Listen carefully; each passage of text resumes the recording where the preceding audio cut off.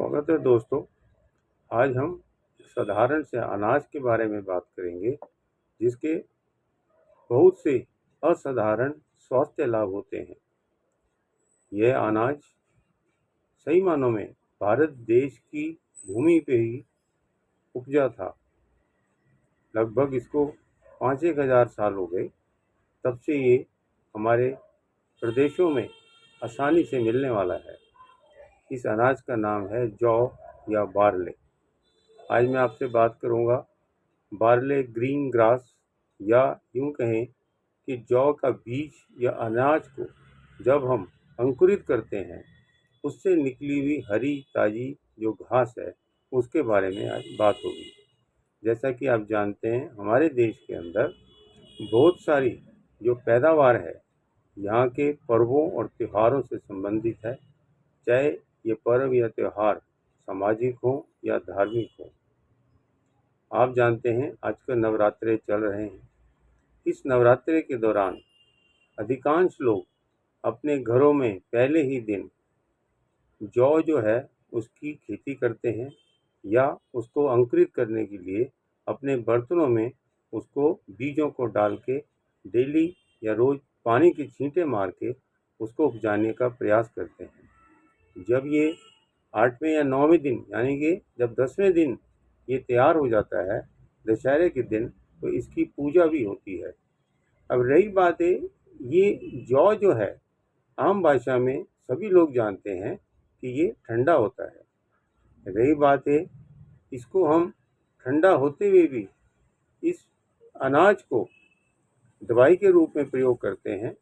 तो आम तौर से आप देखेंगे जौ की आटे की आटा भी खाया जाता है, उसकी रोटी बना के खाई जाती है, इसका सत्तू भी बना के पिया जाता है, जो कि सबको मालूम है ये ठंडा होता है। अब ये जौ जो है, यदि हम उसकी पौष्टिकता की बात करेंगे तो इसका सानी कोई नहीं है। ये अनाज गुजरात में पैदा हुआ, जो कि आज हमारे सारे देश में आसानी से मिलता है। ये जौ, इसको ग्रीन ग्रास अर्थात अंकुरित करने से हमारे को क्या लाभ होते हैं, आज मैं आपका ध्यान दिलाऊंगा। वैसे तो जौ जो है इसके अंदर वसा यानी कि चिकनाहट ना के बराबर होती है। इसके अंदर जो कार्बोहाइड्रेट यानी कि मीठा है वो बहुत कम होता है। इसके अंदर पर्याप्त प्रोटीन है। इसका रेशा या फाइबर तो है ही, पर साथ में इसके अंदर B complex vitamin, calcium, iron, potassium, magnesium, copper, zinc, manganese, ये सब चीज़ें आम होती हैं। इसके अलावा आयरन भी इसमें पर्याप्त होता है।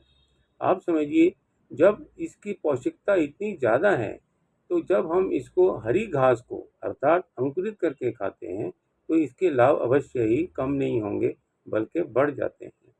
आप ये जानिए, जब इसके अंदर रेशा होता है, अब इसको हम हरा या ताज़ा घास को काट के उसको पीस के हम उसका जूस निकाल के पीते हैं, तो आप समझिए इसके और क्या लाभ होंगे, आज मैं आपका ध्यान दूंगा।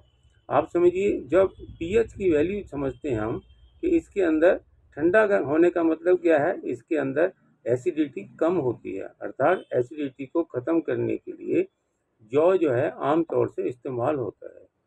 अर्थात इसमें एल्कलिनिटी या क्षारीय गुण ज़्यादा है, लवण भी है इसके अंदर। इसके अलावा आप देखेंगे जब फाइबर है, इसमें रेशा है, तो ये हमारे सर्वप्रथम हमारे पेट को, जब पेट में जाता है वहाँ ये ठंडापन पैदा करता है, तो हमारे पेट में होने वाली जो एसिडिटी है अर्थात एसिड पेप्टिक डिजीज, ये कम होती है।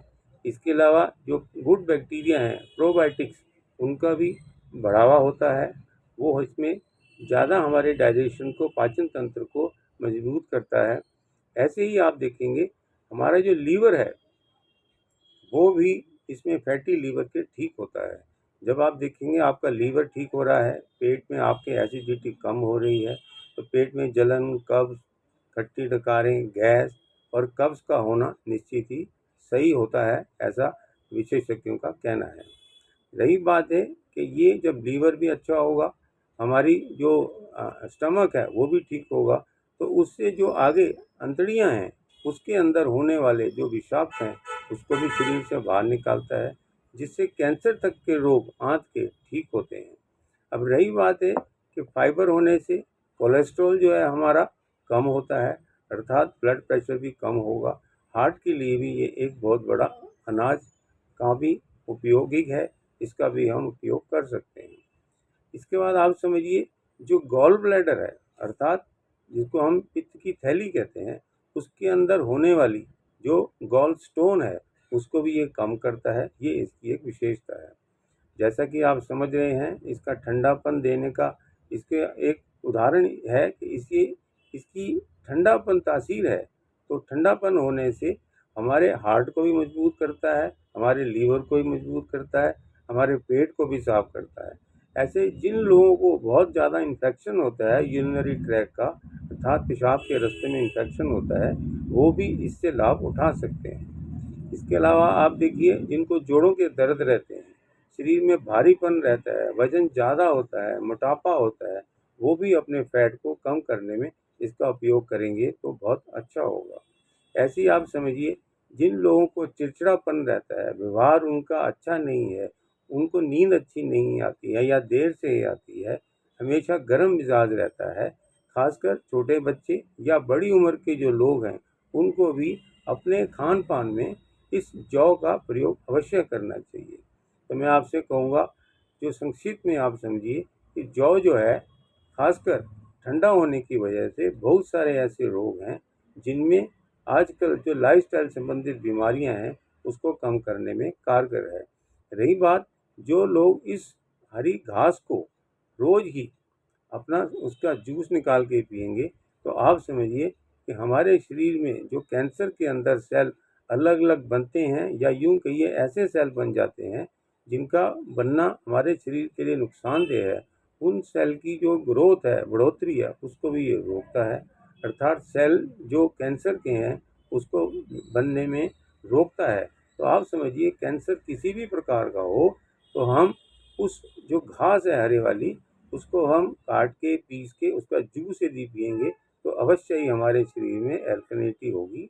एल्कलाइन होने से जब क्षारीय गुण ज़्यादा बढ़ेंगे तो हमारे शरीर से एसिड निकलेगा, अर्थात पित्त निकलता है, तो हमारे शरीर में ठंडापन आएगा।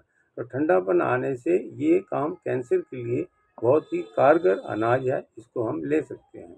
जैसे मैंने बताया, हार्ट के लिए बढ़िया है, लीवर के लिए बढ़िया है, पेट को ये साफ रखता है, पेट के कैंसर को भी दूर करता है। और इसी प्रकार से जिन लोगों की इम्यूनिटी कम है, ये उनके लिए भी अव्वल है। इम्यूनिटी कम होने से उनके शरीर में स्टेमिना आता है। और आप देखेंगे, इसके अलावा जो हमारे स्किन हैं, बाल हैं, उसके लिए भी ये पोषक पोषक गुण लियो है। तो आप ये समझिए, जो इतनी साधारण सी चीज़ दिखती है, इसको हम अनाज को हम अपने जीवन में, अपने खाने में अवश्य ही लाएं। इसको हम जरूर लेंगे तो स्वाभाविक तौर से आप बहुत सारी बीमारियों से अपने आप को बचा सकेंगे। मैंने आपको इसलिए ये कहा कि जो हरी घास है, इसको आप अवश्य ही, अनाज खाएं तो बहुत बढ़िया है, पर नहीं, इसके अलावा आप उस अनाज की जो घास है, उससे अंकुरित करके जो बनती है, उसका भी आप जूस अवश्य पिएं। खासकर जो लोग बीमार हैं, तो आप समझिए, जो जौ है, जो लोग निरोगी हैं वो तो निरोगी रहेंगे ही, पर जो लोग रोगी हैं उनको भी निरोग अवस्था में लाने के लिए इस जौ का बहुत महत्व है। तो सभी प्रकार से लोग जो हैं, इस जौ का प्रयोग करें और स्वस्थ रहें, ऐसा मेरा आपसे अनुरोध है। Thank you very much.